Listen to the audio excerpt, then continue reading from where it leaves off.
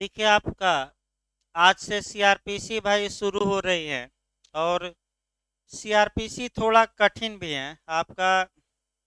यानी कि सीआरपीसी में जो प्रावधान है वो काफ़ी टेक्निकल है और सीपीसी भी जैसे टेक्निकल है, आपका सीआरपीसी भी थोड़ा टेक्निकल है। तो 2 या 3 दिन, क्योंकि भाई जल्दीबाजी नहीं है, तो 2 या 3 दिन आपका सामान्य बातों में लगता है। जैसे कि पुलिस एक्ट में सामान्य बातों में 2 दिन लग गया, मैंने आज जाकर सामान्य बातें समाप्त हुई। तो उसी प्रकार सीआरपीसी में 2 दिन नहीं, कम से कम मान कर चलिए कि भूमिका बांधने में 3 दिन कम से कम लगेगा। यानी कि आपका ये मानकर चलिए कि शनिवार तक सीआरपीसी की भूमिका ही चलेगी, यानी कि सामान्य बातें। लेकिन सामान्य बातों से भी निश्चित तौर पे आजकल क्वेश्चन बन रहा है, इसमें कोई शक नहीं है। जैसे पुलिस एक्ट भी पढ़ाया गया, तो आप जाकर साल पेपर देखिएगा कि कितना क्वेश्चन। अब 2 लेक्चर में सामान्य बातें जो बताई गई, तो कौन कौन से क्वेश्चन बने हैं और मैं मॉडल लगातार बता भी रहा हूँ। तो आइए सीआरपीसी देखा जाए। सीआरपीसी को कहते हैं the code of criminal procedure 1973, यानी कि the code of criminal procedure 1973। और शॉर्टकट में कहते हैं इसको एक एक शब्दों को, जो शुरुआती दौर के शब्द है सीआरपीसी 1973। अब सीआरपीसी 1973 यानी कि हिंदी में कहते हैं दंड प्रक्रिया संहिता 1973, या इसको दूसरी भाषा में भी कहते हैं कि दंड विधान संहिता, यानी कि इसको कहते हैं फौजदारी फौजदारी प्रक्रिया संहिता। भाई अगर फौजदारी दे, आपराधिक प्रक्रिया संहिता दे, दंड प्रक्रिया संहिता दे, या कोड ऑफ क्रिमिनल प्रोसीजर दे, या तो घबराना नहीं है, ये सभी कानून एक ही हैं। और आपका इंग्लिश में नाम है the code of criminal procedure 1973, और हिंदी में आपका दंड प्रक्रिया संहिता 1973। जो फौजदारी शब्द लिखा है ये उर्दू शब्द है। तो फौजदारी चाहे आए और चाहे आपका फौजदारी भी आए, तो घबराने की आवश्यकता नहीं है। इसका मतलब ये हुआ कि किस कानून की बात कर रहा है, सीआरपीसी। अब सीआरपीसी पहला क्वेश्चन ये बनता है आपका सीआरपीसी में शुरुआती दौर में हमें पढ़ना क्या है। एक तो सीआरपीसी होती क्या है, इंटरव्यू में भी बना है। दूसरा, इसका इतिहास देखना है। इतिहास का मतलब ये हुआ कि इसका निर्माण से भी क्वेश्चन बनता है। निर्माण के बाद हमें देखना है, एक कोई हम इलस्ट्रेशन या उदाहरण लेंगे और उस उदाहरण को ही बताते हुए बिना सेक्शन के पूरी सीआरपीसी को बताया जाएगा। तमाम चीज़ें छोटी छोटी इसमें आपको पढ़नी है। और आपका क्वेश्चन भी इस समय नए नए बन रहे हैं, जैसे कि पुरानी सीआरपीसी और नई सीआरपीसी में जो नए नए मॉडल बन रहे हैं, डिफरेंस क्या है। फिर नया क्वेश्चन बन जा रहा है कि सीआरपीसी में कहाँ कहाँ नेचुरल जस्टिस समाहित है। यानी कि नए नए जो क्वेश्चन इस समय मॉडल बन रहे हैं, उसको भी हमें देखना है, जो वर्तमान समय में चाहे प्री में बन रहे हो, इंटरव्यू में या मेंस में। तो आपका शुरू किया जाए। अब सबसे पहले जो शब्द कानून का लिखा रहता है उसी से शुरुआत की जाती है। शब्द आपका क्या है, दंड प्रक्रिया संहिता। दंड का मतलब होता है पनिशमेंट, यानी कि सजा। और प्रक्रिया का मतलब प्रोसीजर या प्रक्रिया। और संहिता का मतलब होता है यानी कि ला होता है। तो अगर हम शाब्दिक अर्थ सीआरपीसी का देखें, यानी कि दंड प्रक्रिया संहिता का, तो अब पहले नंबर पर ये रख लीजिएगा, दूसरे नंबर पर ये, और तीसरे नंबर पर ये। यानी कि पहले नंबर पर संहिता, दूसरे नंबर पर सजा, और तीसरे नंबर पर प्रोसीजर। इसका मतलब ये हुआ, मैंने बहुत संक्षिप्त हम बता रहे हैं। एक लाइन में अगर कोई पूछे कि भाई 5 शब्दों में बताइए कि सीआरपीसी का मतलब क्या हुआ, तो सबसे आसान भाषा में इसका अर्थ इसके आपका नाम में ही समाहित है कि वह कानून जो दंड देने की प्रक्रिया का उल्लेख करे। बस एक लाइन आप बता सकते हैं कि वह ला जो पनिशमेंट देने के प्रोसीजर का क्या करता है, वर्णन करता है, वही सीआरपीसी कहलाता है। इसका मतलब ये हुआ कि सीआरपीसी एक प्रोसीजरल लॉ है, एक एडजेक्टिव लॉ है, यानी कि एक प्रक्रियात्मक विधि है जिसमें कि दंड देने की प्रक्रिया का उल्लेख किया जाता है। ये आपका शाब्दिक अर्थ हुआ। लेकिन जब समाज में कोई पूछे ये तब बताइएगा। अगर आपका इंटरव्यू में पूछा जाए कि सीआरपीसी क्या है, तो ये न बताइए, दूसरा उसको मॉडल बताया जाता है। अगर इंटरव्यू में पूछे कि the code of criminal procedure क्या है, तो आप बताएंगे कि सीआरपीसी वह कानून है जिसमें कि यह बताया गया है कि कोई व्यक्ति जब अपराध करता है, तो ऐसी दशा में अपराध करने के बाद उसे कैसे गिरफ्तार किया जाएगा, कैसे न्यायालय के समक्ष पेश करके उसके खिलाफ जजमेंट या निर्णय लिया जाएगा, और उस निर्णय को कैसे एग्जीक्यूट कराया जाएगा, कैसे इजरा कराया जाएगा, अर्थात कैसे निष्पादित कराया जाएगा, अर्थात कैसे प्रवर्तित कराया जाएगा, अर्थात कैसे लागू कराया जाएगा। ये सब शब्द एक ही हैं, चाहे इजरा कहिए, प्रवर्तन कहिए, निष्पादन कहिए, लागू कहिए, या उसको कैसे इन्फोर्स कराया जाएगा। अब ये नहीं कि 4 शब्द 5 शब्द, एक ही मतलब हुआ। इसका मतलब ये हुआ कि अगर ए ने मर्डर किया है, तो ए को अरेस्ट कैसे किया जाएगा, ये बताएगी सीआरपीसी। ए के खिलाफ मुकदमा कैसे चलेगा कोर्ट में। दूसरी बात, तीसरी बात, आपका निर्णय न्यायालय ने दिया, तो उस निर्णय को इन मान लीजिए मृत्युदंड दिया गया, तो उस मृत्युदंड को कैसे एग्जीक्यूट कराया जाए, कैसे लागू कराया जाए, ये जो पूरी प्रक्रिया है, ये किस कानून में मिलती है, आपका सीआरपीसी। अर्थात सीआरपीसी आपराधिक मामलों के लिए प्रक्रिया बताती है, जिस प्रक्रिया द्वारा किसी व्यक्ति के प्राण और दैहिक स्वतंत्रता को छीना जा सकता है। सीआरपीसी जब भी पढ़िए तो आपका फिर एक बार कंसेप्ट हम बना रहे हैं। देखिए, कानून दो प्रकार के होते हैं, ये पहले समझिए। एक आपका एपेक्स लॉ होता है। एपेक्स लॉ का मतलब होता है सर्वोच्च विधि, और दूसरा होता है आपका सबऑर्डिनेट लॉ, यानी कि अधीनस्थ विधि। तो जो हमारा कॉन्स्टिट्यूशन है या जो हमारा संविधान है, वह भारत का एपेक्स लॉ है, यानी कि भारत का सर्वोच्च कानून है। और जो आपका संविधान के अलावा जितने कानून हैं, वह एपेक्स लॉ नहीं है। कैसे लॉ है? सबऑर्डिनेट। तो आइए सर, आइए भाई 2 मिनट इनका भी सुनिए। चलता रहेगा 2 4 दिन, अब क्या किया जाए। आइए, आइए सर।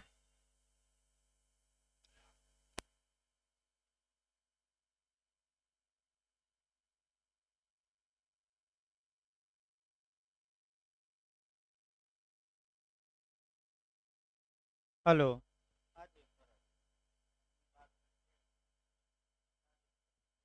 भैया बहुत सौभाग्यशाली हम हैं कि भैया के सौजन से आप लोग यहाँ इतने लोग उपस्थित हैं। सबको प्रथम बार सादर आमंत्रित और नमस्कार। और हम गवर्निंग काउंसिल के प्रत्याशी हैं, सीरियल नंबर 17 है, अनुर प्रताप सिंह राठौर हमारा नाम है। और भैया 3 बार से मैं लड़ रहा हूँ। सिर्फ 1127 वोट हमारा था और 28 वोट से मैं पीछे था। सब लोगों से निवेदन है, आपके अपने जो भी हो मदद कराइए सर। सबसे मैं निवेदन कर रहा हूँ बहुत। मैं यक्ष गवर्नर आदित्य नारायण पांडे हूँ, हमारे मित्र हैं अनुरुद्ध प्रताप सिंह राठौर और भैया बड़े भाई हैं, और हमारे चौधरी साहब बैठे हैं बड़े भाई। तो निवेदन है सबसे जितने हैं।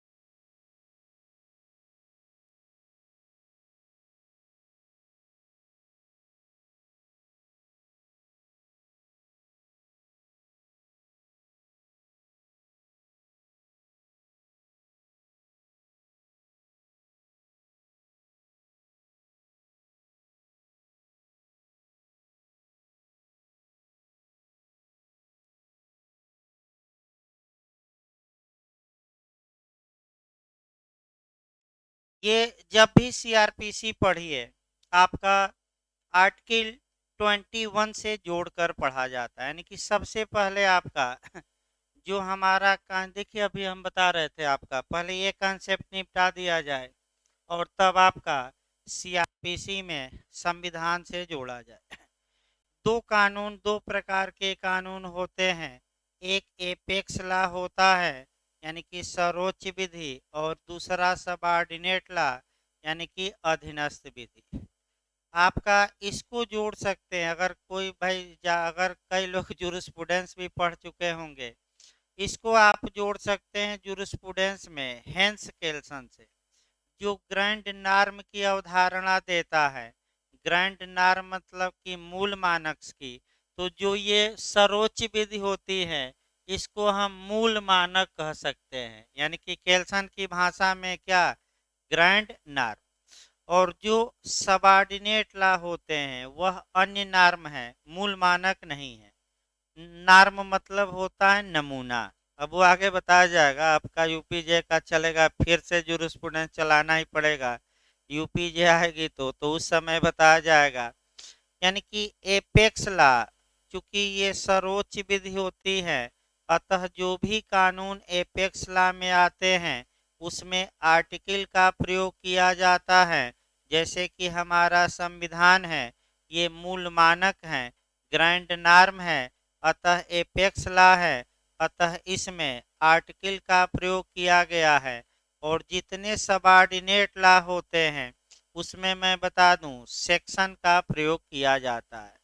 तो एपेक्स लॉ ये आशा करता है कि जो भी सबऑर्डिनेट लॉ होंगे वह एपेक्स लॉ के विरोधी नहीं होंगे। इसका मतलब ये हुआ याद रखिएगा, इसका मतलब यहीं से सीआरपीसी का कंसेप्ट बनेगा कि जो हमारे संविधान में बातें बताई गई हैं, अगर संविधान के अलावा जितने भी कानून हैं, अगर वे हमारे संविधान की बातों के विपरीत हैं, तो वह जिस मात्रा तक विपरीत हैं उस मात्रा तक वह वायड होंगे यानी कि शून्य होंगे, यानी कि बातिल होंगे।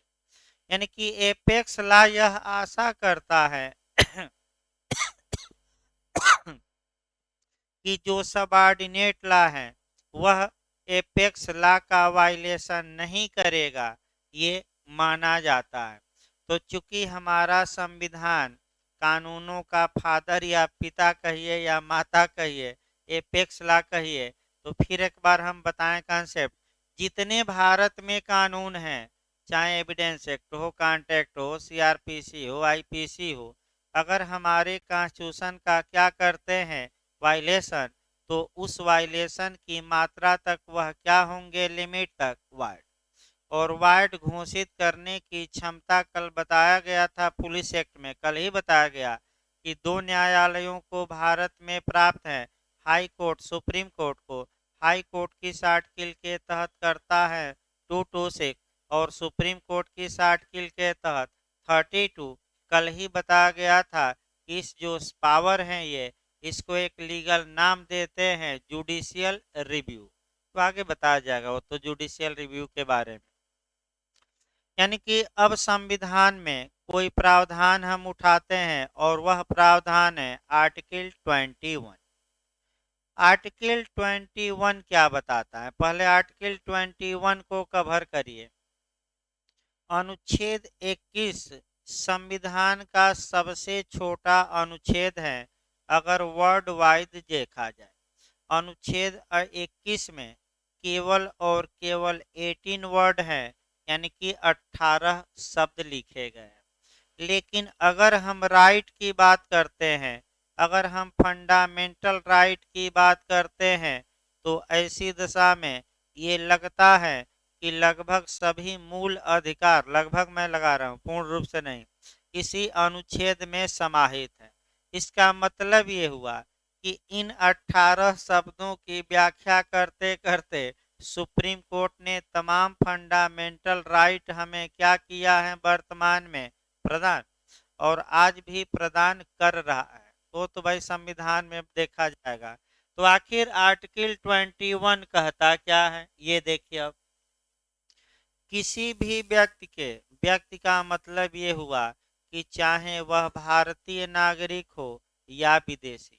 तो आर्टिकल 21 का जो फंडामेंटल राइट है ये किसको प्राप्त है, व्यक्ति के अनुसार। व्यक्ति हमने यूज किया कि भारतीय नागरिक की, विदेशी की, दोनों। तो कम से कम एक विदेशी पर हम उदाहरण देंगे, थोड़ा डिटेल में चलेगा। किसी भी व्यक्ति को उसके प्राण माने लाइफ यानी कि जीवन और आपका शारीरिक स्वतंत्रता या दैहिक स्वतंत्रता यानी कि व्यक्तिगत स्वतंत्रता कहिए, यानी कि किसी भी व्यक्ति के प्राण को यानी कि जीवन या लाइफ को या उसकी शारीरिक स्वतंत्रता को छीना नहीं जाएगा, अन्यथा विधि द्वारा स्थापित प्रक्रिया के यानी कि विधि द्वारा स्थापित स्थापित प्रक्रिया के। इसका मतलब ये है, ध्यान से समझिए, अनुच्छेद 21 ये स्पष्ट बता देता है कि अगर राज्य किसी व्यक्ति के प्राण को या उसके फ्रीडम को छीनना चाहता है तो मनमाने तरीके से नहीं छीन सकता, वह विधि द्वारा स्थापित प्रक्रिया के तहत उसके प्राण और शारीरिक स्वतंत्रता को छीना जा सकता है। तो आई में भी क्वेश्चन बना, पीसीएस में भी बना कि क्या भारत में मृत्युदंड दिया जा सकता है कि नहीं, और किस आर्टिकल में आएगा, तो आप कहेंगे कि दिया जा सकता है, प्राण या लाइफ या जीवन को छीना जा सकता है। किस आर्टिकल में कहा गया है? 21 में कहा गया है। तो मनमाना तरीके से छीना जाएगा, सनक के तहत छीना जाएगा कि विधि द्वारा स्थापित प्रक्रिया के तहत? तो आपका जवाब रहेगा सनक का शासन नहीं है भारत में, मनमाने का शासन नहीं है, बल्कि विधि द्वारा स्थापित प्रक्रिया है। इसका मतलब ये हुआ कि मृत्यु दंड दिया जा सकता है। आर्टिकल 21 इसको मान्यता देता है कि भारत में मृत्यु दंड वैध होगा। केस भी मैं आईपीसी में भाई सुबह वाले बैच में बता चुका हूँ। जगमोहन सिंह का केस है, जिसमें कि सुप्रीम कोर्ट ने भारत में मृत्यु दंड देने को क्या माना? वैध। तो आगे अब बढ़ा जाए। अब हमारा चूंकि संविधान कहता है कि किसी व्यक्ति के, अब व्यक्ति शब्द पर हम एक उदाहरण देंगे। व्यक्ति का मतलब चाहे भारत का नागरिक हो या विदेशी, उसके प्राण और दैहिक स्वतंत्रता को छीना जा सकता है, लेकिन विधि द्वारा स्थापित प्रक्रिया के तहत। तो सीआरपीसी वह विधि द्वारा स्थापित प्रोसीजर बताती है जिस प्रोसीजर से किसी व्यक्ति के, चाहे वह देशी हो या विदेशी, उसके प्राण को भी छीना जा सकता है और स्वतंत्रता को। यानी कि जो आर्टिकल 21 में विधि द्वारा स्थापित प्रक्रिया का प्रयोग किया गया है, वह विधि द्वारा स्थापित प्रक्रिया कहाँ दी गई है? तो सीआरपीसी में दी गई है, जिसके तहत किसी व्यक्ति के जीवन को भी छीना जा सकता है, यानी कि डेथ सेंटेंस दिया जा सकता है, यानी कि मृत्यु दंड दिया जा सकता है, या शारीरिक स्वतंत्रता को भी, यानी कि जेल में डाला जा सकता है, लेकिन मनमाने तरीके से नहीं। अब आपका केस आया मेनका गांधी का। मेनका गांधी का केस टर्निंग पॉइंट है, यानी कि टर्निंग पॉइंट मतलब यहाँ से विधि द्वारा स्थापित प्रक्रिया का जो भावार्थ है सुप्रीम कोर्ट ने बदल दिया। AK गोपालन के बाद जो ये केस आया, यानी कि AK गोपालन के केस अलग शुरुआती दौर में है, वह दायरा सीमित किया गया, लेकिन सुप्रीम कोर्ट को एहसास हुआ कि लोगों के फंडामेंटल राइट की रक्षा की जानी चाहिए। तो मेनका गांधी के बाद में हमारे उच्चतम न्यायालय ने बता दिया कि जो भी आप प्राण या दैहिक स्वतंत्रता छीनने के लिए कानून बनाइए, वह न्यायपूर्ण हो, साम्य से परिपूर्ण हो, नेचुरल जस्टिस का पालन करता हो, मनमाना न हो। यानी कि मनमाना कानून नहीं, जैसे कि आपका अफगानिस्तान में है, कोई कानून ही नहीं है, जिसको चाहिए उसको मनमाने तरीके से मारकर और आपका लटका दीजिए बुलडोजर पर, या आपका जेसीबी मशीन से लटका दीजिए, तो हेलीकॉप्टर से लटका कर घुमाइए, तो चौराहे पर खड़ा करके गोली मार दीजिए। ये सनक का शासन है, यानी कि मनमानेपन का रूल ऑफ लॉ नहीं है। तो भारत में रूल ऑफ लॉ लागू है, और ये नहीं हो सकता कि चौराहे पर खड़ा करके फांसी दी जाए, ये संभव नहीं है। ये अफगानिस्तान नहीं है, सऊदी अरब, ये भारत है। यहाँ विधि का शासन लागू है।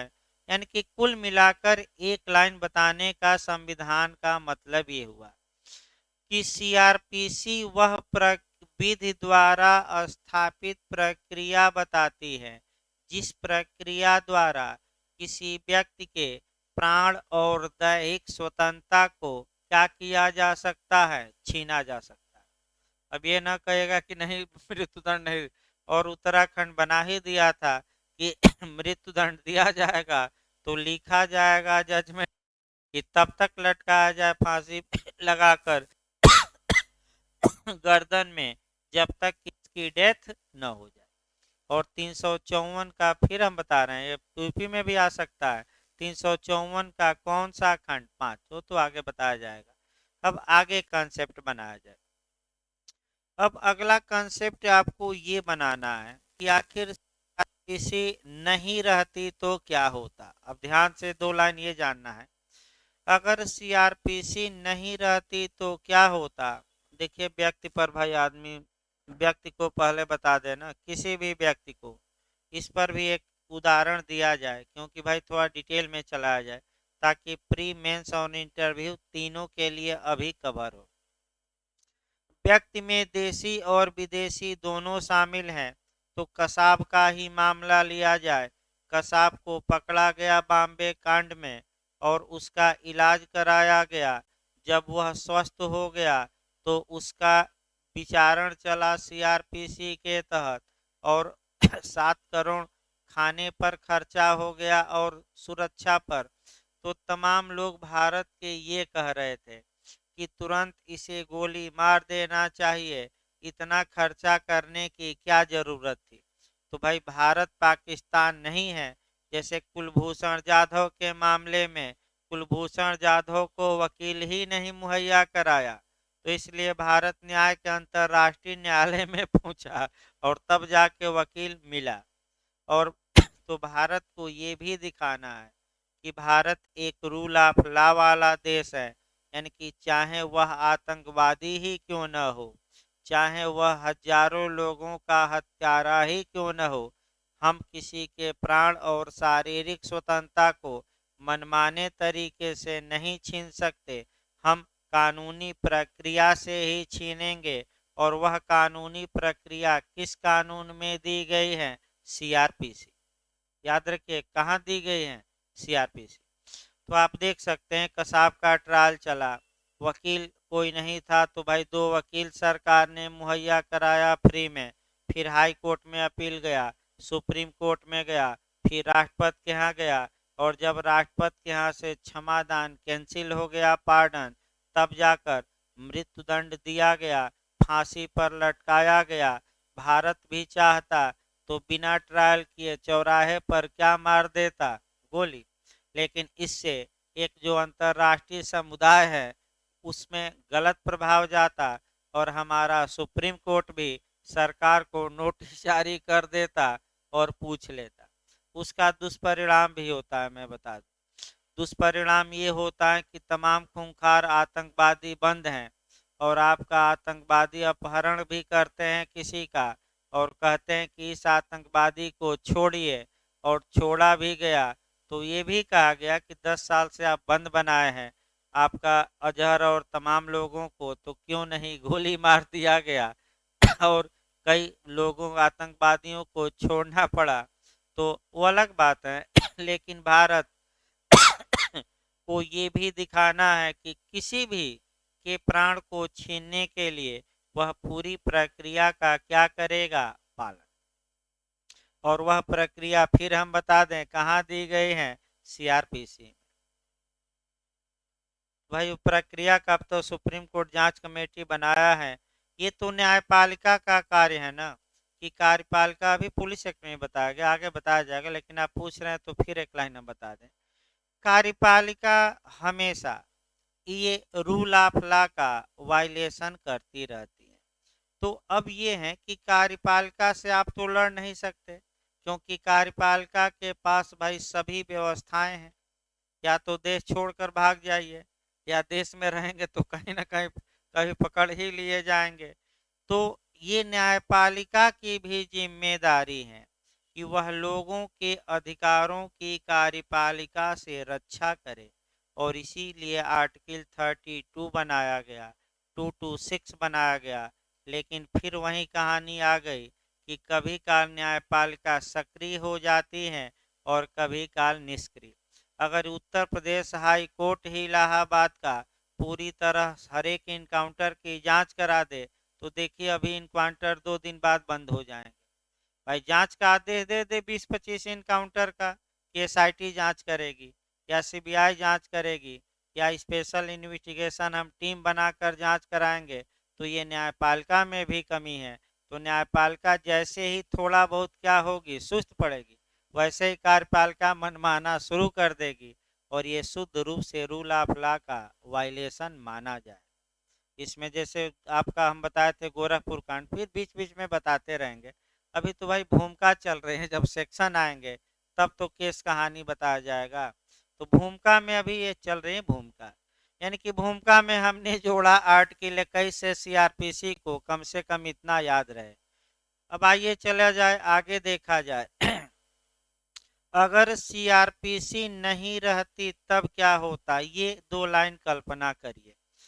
तो अपराधी अपराध करते और अपराध करके कोई प्रक्रिया ही नहीं रहती कि जिसके तहत इनको दंडित किया जाए, अर्थात अपराध करने के बाद अपराधी खुलेआम घूमते रहते और कोई कुछ बिगाड़ नहीं पाता। अर्थात सीआरपीसी अपराध नकेल कसती हैं, नकेल मने कंट्रोल करती हैं, और ये बता देती हैं कि अपराध करने के बाद आपके खिलाफ मुकदमा चलेगा और मुकदमा चलाने में जो प्रोसीजर अपनाया जाएगा वह सीआरपीसी का ही अपनाया जाएगा। इसका मतलब ये हुआ कि अगला क्वेश्चन जो पिछली बार अभी आपका उत्तराखंड जे में भी बना था कि सीआरपीसी किसके लिए बनी है, तो सबसे महत्वपूर्ण बात यह है कि आईपीसी में जितने अपराध दिए गए हैं, अगर कोई व्यक्ति उन अपराधों को करता है तो उस अभियुक्त के खिलाफ जो भी कार्यवाही होगी, इन्वेस्टिगेशन होगा, इंक्वायरी होगी, ट्रायल होगा, या जो भी कार्यवाही होगी वह किस प्रक्रिया के तहत होगी, सीआरपीसी के तहत। और ये हम नहीं बता रहे हैं, आगे जब सेक्शन चलेगा तो हम बताएंगे ये सीआरपीसी की कौन सी धारा में दिया गया है, 4 में। और डायरेक्ट आपका हेडिंग ही पूछ लिया था उत्तराखंड इस बार ही जे में कि किस धारा में ये दिया गया है कि आईपीसी के तहत जो अपराध होंगे उनका जांच विचारण अन्वेषण सीआरपीसी में दी गई प्रोसीजर के अनुसार किया जाएगा। तो ये कौन सा सेक्शन बता रहा है सीआरपीसी का, 4। इसका मतलब ये हुआ कि आईपीसी और सीआरपीसी एक सिक्के के दो पहलू हैं। सीआरपीसी का निर्माण मुख्य रूप से आईपीसी के लिए ही किया गया और अन्य कानूनों के लिए भी हैं। तो अन्य कानूनों में क्या होगा, जैसे SC/ST एक्ट हो गया, डोमेस्टिक वायलेंस हो गया, जुनाइल जस्टिस एक्ट हो गया, पास्को हो गया, तमाम। तो अगर अन्य कानूनों में कोई प्रक्रिया दी गई है तो ऐसी दशा में वह प्रक्रिया अपनाई जाएगी, और अन्य कानून में कोई प्रक्रिया नहीं है तो सीआरपीसी की प्रक्रिया वहां भी अप्लाई होगी। इसको अलग से हम बताएंगे आपका जब 1-2 दिन बाद, यानी कि 1-2 दिन बाद इसको अनुसूची से थोड़ा कोरिलेट करना पड़ेगा, क्योंकि इंटरव्यू में भी पूछा जा रहा है तो भी हमें लेकर चलना है। अगला क्वेश्चन देखा जब आपका अगला जो कॉन्सेप्ट है उसको बनाया जाए। अब जो पढ़ा जाता है शुरुआती दौर में सीआरपीसी का निर्माण पढ़ा जाता है। सीआरपीसी का पहले निर्माण कराया जाए, और निर्माण से भी एक क्वेश्चन आपका बनने का चांस रहता है। तो आइए एकदम हम लेक्चर में प्राचीन काल से उठाते हैं।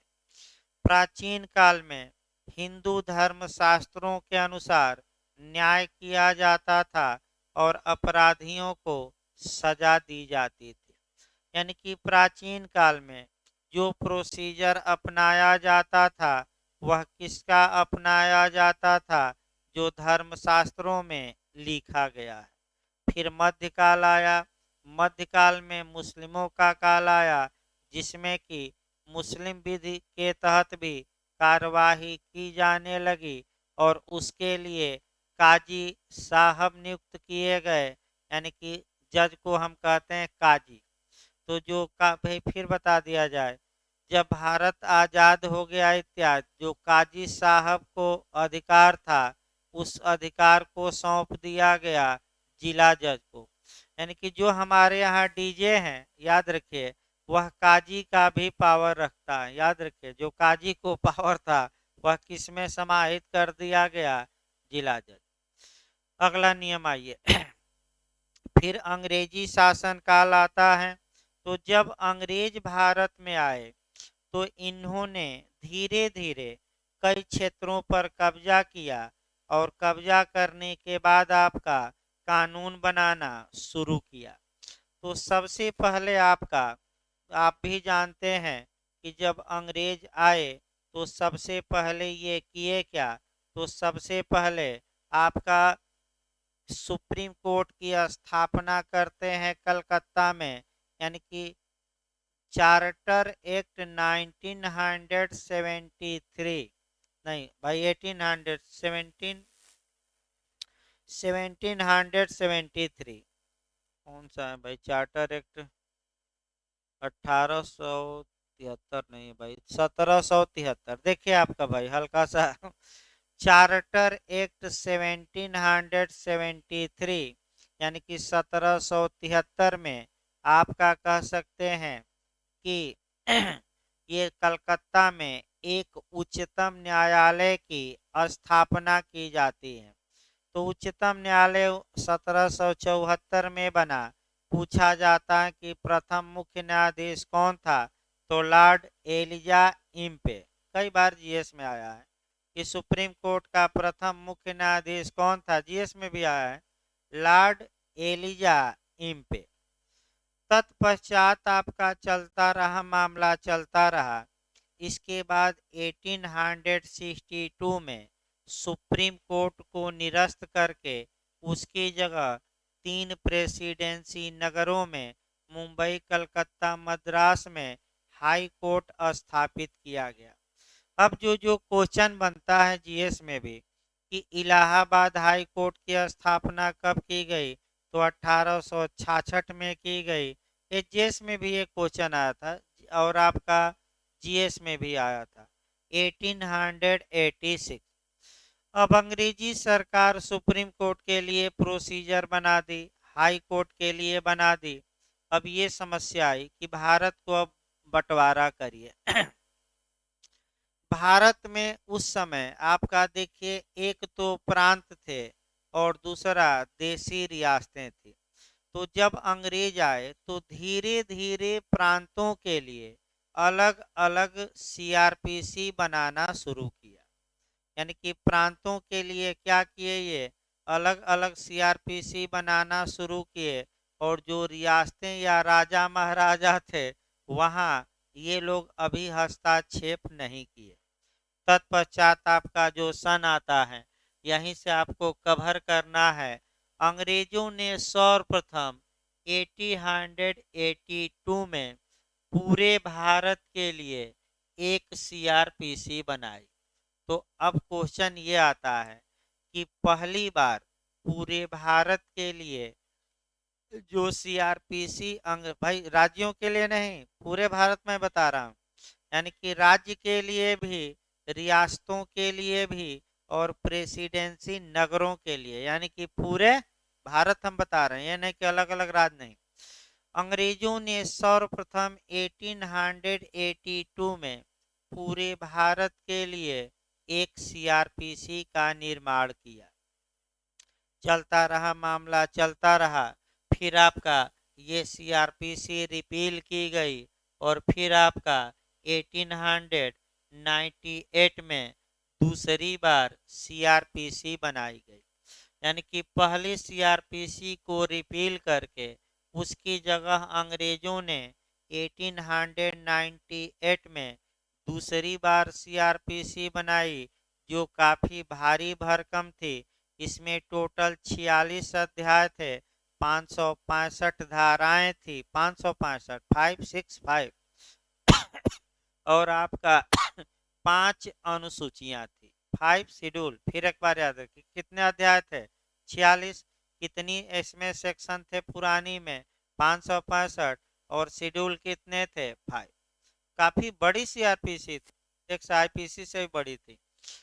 अब फिर भारत को आजाद करवाइए भाई, ये सीआरपीसी चलती रही। इसके तहत अपराधियों को दंडित इत्यादि किया जाता रहा। फिर आपका हमने अपना संविधान बना लिया 26 जनवरी 1950। अब हमने 26 जनवरी 1950 को अपना संविधान लागू कर दिया। तो अभी हमने पुलिस एक्ट में कंसेप्ट बनाया था, अगर याद हो तो एक अनुच्छेद कौन बताए थे, 372, और फिर कौन बताए थे कल हम, 305। उस कंसेप्ट को पहले समझिए, तब नई सीआरपीसी बनेगी। अब 26 जनवरी 1950 के पहले यानी कि प्री कॉन्स्टिट्यूशनल जो लॉ थे, तो आर्टिकल 372 इस बात को बताता है कि वे कानून जो 26 जनवरी 1950 के पहले भारत में लागू थे, संविधान लागू होने के बाद भी वे बने रहेंगे, लागू रहेंगे, जब तक कि उन्हें संविधान सभा द्वारा यानी कि या सक्षम प्राधिकारी द्वारा निरसित या रिपील या समाप्त न कर दिया गया हो। तो कल भी मैं बताया था कि आपका यानी कि पुरानी सीआरपीसी 26 जनवरी 1950 के बाद भी लागू थी, उसका बने रहने का संवैधानिक आधार कौन था, तो आर्टिकल 395, क्योंकि हमारी संविधान सभा ने इस सीआरपीसी को समाप्त नहीं किया। चलता रहा मामला, चलता रहा, अब आगे बढ़ा जाए। चलता रहा मामला, चलता रहा, तो लॉ कमीशन ने यानी कि विधि आयोग ने यानी कि भारतीय विधि आयोग ने 1957 ईस्वी में 1957 ईस्वी में अपनी 14वीं रिपोर्ट की, याद रखिए 14वीं रिपोर्ट, और सरकार से ये कहा कि सीआरपीसी में सुधार की आवश्यकता है। अंग्रेज अपने हिसाब से प्रोसीजर बनाए थे, अब हम आज़ाद हो गए, वेलफेयर स्टेट हो गए, अतः नई सीआरपीसी का निर्माण संसद द्वारा किया जाना चाहिए। किसने रिकमेंडेशन किया, हमारे लॉ कमीशन। तत्पश्चात सरकार के पास रिपोर्ट गई, तो सरकार ने क्या काम किया कि लॉ कमीशन को ही सौंप दिया कि आप एक मॉडल नई सीआरपीसी का बनाइए, खाका बनाइए, ड्राफ्ट बनाइए, नमूना बनाइए, यानी कि एक नमूना बनाइए सीआरपीसी का, नई सीआरपीसी का, हमें भेजिए, हम उस पर विचार करेंगे और कानून बनाएंगे। तत्पश्चात आपका फिर विधि आयोग ने ड्राफ्ट एक नमूना बना दिया, और नमूना बनाया तो वह रिपोर्ट सरकार केंद्र सरकार को भेजा विधि आयोग ने, वह 41वीं रिपोर्ट थी, यानी कि सीआरपीसी का निर्माण किस विधि आयोग की सिफारिश पर किया गया, विधि आयोग की चौथी रिपोर्ट की सिफारिश पर 41वीं 41, यानी कि एक मॉडल किसके पास भेज दिया गया, सरकार के पास। अब कानून बनाने का भाई कार्य तो पार्लियामेंट का है, लोकसभा इस विधेयक को पास करे, राज्यसभा पास करे, फिर भारत का राष्ट्रपति क्या करे, अनुमति दे, तब तो कानून बनेगा। तो कैसे इसको पेश किया गया, कैसे आपका पास हुआ, और कौन प्रारूप समिति बनी, ड्राफ्ट कमेटी, उसके अध्यक्ष कौन थे, कब बनकर तैयार हो गया, कब लागू हुआ, ये कल बताया जाएगा।